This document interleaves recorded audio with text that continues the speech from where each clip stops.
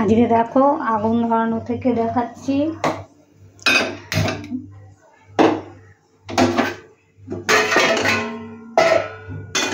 আমি কড়াইটা বসিয়ে দিলাম। কড়াইটাতে তোমার তেলে মাছ ভাজা অলরেডি হয়ে রয়েছে, তো আমি একটু তেল দিয়ে দেবো, কারণ এখন আমি এটা ঝোল করব এবং এটা একটু আঁচটা বাড়ানো রয়েছে, যে তোমার ভিডিওটা দেখি পারি কিনা, যতটা পারি একটু বেশি করার। আচ্ছা, তেলটা গরম হতে থাক, ততক্ষণে দেখে নাও আমার এই যে সব রেডি করা কী কী ফোড়ন দেবো। তেজপাতা, শুকনো লঙ্কা, এই যে কালো জিরা, হলুদ, সাদা জিরা, ধনে পাতা, কাঁচা লঙ্কা, আর মাছটা ভেজে নিয়েছি। মাছটা চিনতে পারছো, এটা হচ্ছে পার্শে মাছ। আর সকাল থেকে কী কী রান্না হয়েছে, ভাত তো হয়েছে, ওটা দেখাচ্ছি না। আর এই মাছ ভেজে রেখেছি 2 পিস। আর তোমার হয়েছে এই বড়া, আর হয়েছে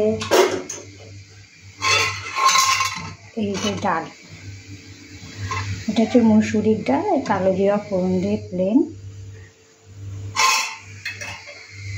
এই হচ্ছে সকাল থেকে রান্না হচ্ছে, এখন শুধু তোমার ঝোলটা হলে হয়ে যাবে। তো তেলটা গরম হোক, কারণ একটু তেল তো মাছ ভাজা করেছিল বললাম, আর একটু তেল আমি দিয়ে নিয়েছি।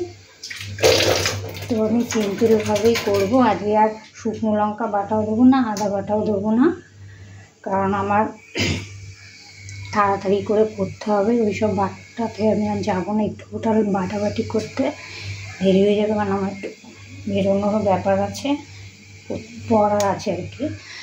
তো তোমার একটু গ্যাসের থেকে দূরে অবশ্যই ফোনটা রাখবে। তুমি কালো জিরা ফোড়ন দিয়ে দিলাম, তেজপাতা দিলাম, শুকনো লঙ্কা দিলাম। তোমরা এগুলো নিবু ভাজাও করতে পারো, আলু পটল ভাজা। একটু রসুনও রেখেছি, আস্ত রসুন, রসুন বাটাটা পেস্ট করে দিতে পারো, কিন্তু আমি তো বললাম আমি পেস্টটা দিচ্ছি না। আস্তে আস্তে রসুন খাই নিয়েও ভালো, কারণ আমার একটু বেরোতে হবে, বাড়তে গেলে অনেক বেরিয়ে যাবে। আর এই মশলাটা তোমার পেস্ট করে রেখেছি, এটা পেস্টটা জিরা পেস্ট আর কি মিক্সিতে করে রেখেছি। তো আমি একটু নাড়তে থাকবো, এগুলো দিয়ে দিই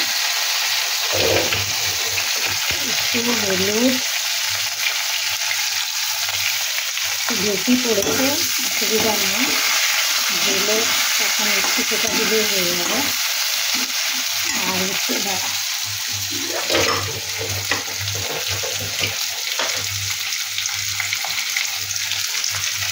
নুন দিয়ে দিলাম। তোমরা পরিমাণ মতো নুন হলুদটা জানো তো দিতেই হয়। এটা ভাজা হতে থাক, কারণ আমি অত কিছু শিখিনি, কীভাবে ভিডিও এডিটিং তোমরা শিখে পুরো ভিডিও দেখতে পারো, মাছ ভাজা থেকে শুরু করে সব।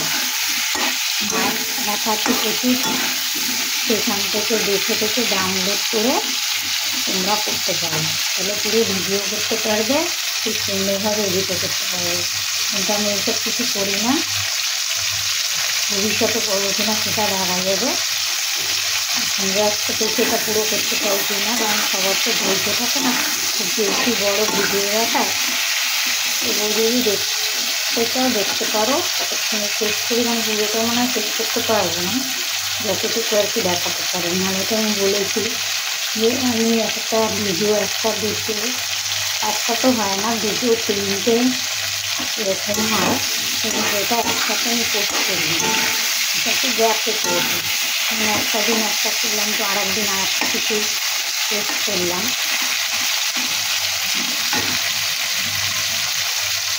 তো এইভাবে ভাজাতে থাকতে, এটাকে তুমি ঢাকনা দিয়েও রাখতে পারো, ঢাকনা দিলে কী হয়, এটা সিদ্ধ হয়ে যায় ভেতরে। ঘরে তোমার যাই থাকবে তুমি দিতে পারো, মাছটা মাছে যে কোনো সবজি তুমি দিতে পারো। তাতে অসুবিধা নেই। শুধু মাছ করবো, আবার মাছকে শুধু মশলা দিয়ে করতে পারো, কোনো সবজি না দিলেও পারো, সেটা যার যার পছন্দের ব্যাপার।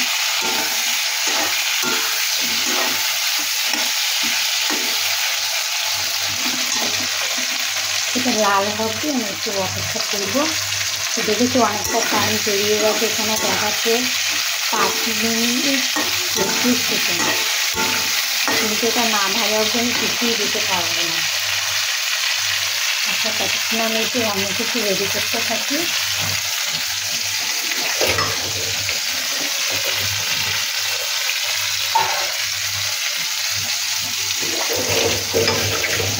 আমি যেটুকু চেষ্টা করতে তো অসুবিধা নেই।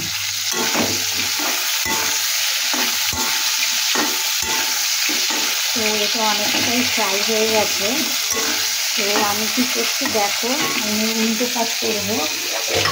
উল্টো কেন দেখো, আমি আগে জলটা দেবো, তোমরা আমি মশলা হবে তুমি জল দেবো। আপনি দেখো কেন দিচ্ছি বলছি, আর একটু জল দেবো, আমি বেশি করে জল দিই, তোমরা কম করে দিলে অবশ্যই টেস্ট আসবে। কিন্তু যেহেতু আমার আলুটা সিদ্ধ হতে অনেকটা জল লাগবে, তাই আমি দিয়ে দিলাম। তো এর মধ্যে আমি এখন কাঁচা লঙ্কা দিয়ে দেবো,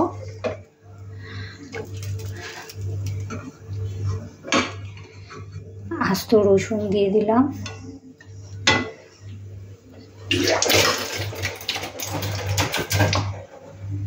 এর মধ্যে একটু তোমরা ধনে গুঁড়ো বা ধনে বাটা দিতেও পারো, আমি আজকে দেব না, ওটা দিলেও টেস্ট হয়। আবার টমেটোও দিয়ে দিতে পারো, টমেটো যে কোনো রান্নায় দেবে সেটাই ভালো হবে। এটা দেখো জিরা পেস্ট, এটা যেহেতু একটু ভেজে গুঁড়ো করা, তো এটা দিলে অসুবিধা নেই।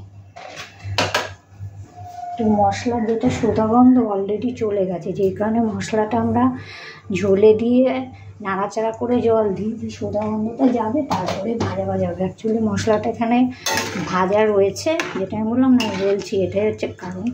তো আমি এটাকে ঢেকে দেবো, যেহেতু আঁচটা দেখো ফুল স্পিডে দেয়া, তো এটা ফুটবে, ফুটতে থাক, একটু ফুটে উঠলে আমি মাছটা ধনে পাতাটা দিয়ে ঢেকে দেবো আবার। তারপরে যতক্ষণ ওটা সিদ্ধ হতে টাইম লাগবে সেই ভিডিওটা এখন আর করতে পারবো না, সেটা তো ছবি তুলে একটুখানি পরে পোস্ট করে দেবো। হতে থাক, তোমরা দেখতে থাকো ঢাকা অবস্থায়। আর এই যে পার্শে মাছের ব্যাপারটা দেখো, এই মাছটা সবসময় হালকা করে ভেজে নেবে, কেননা এই মাছ যদি তুমি বেশি ভাজো এটার টেস্ট চলে যাবে, ঠিক আছে? ভিডিও করবো বলে আজকাল তাড়াতাড়ি বাড়িয়ে দিয়েছি, যে একটা ভিডিওটা পোস্ট পুরোটা কমপ্লিট করতে পারি কিনা, এইটুকু হয়। একটু ফুটে উঠলে আমি দুটো দিয়ে দেবো।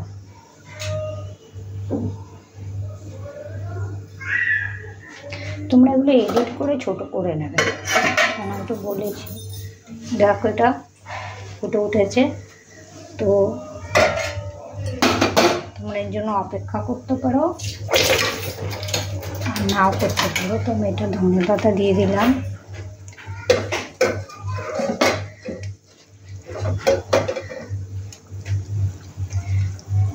আর মাছটাও দিয়ে দিলাম।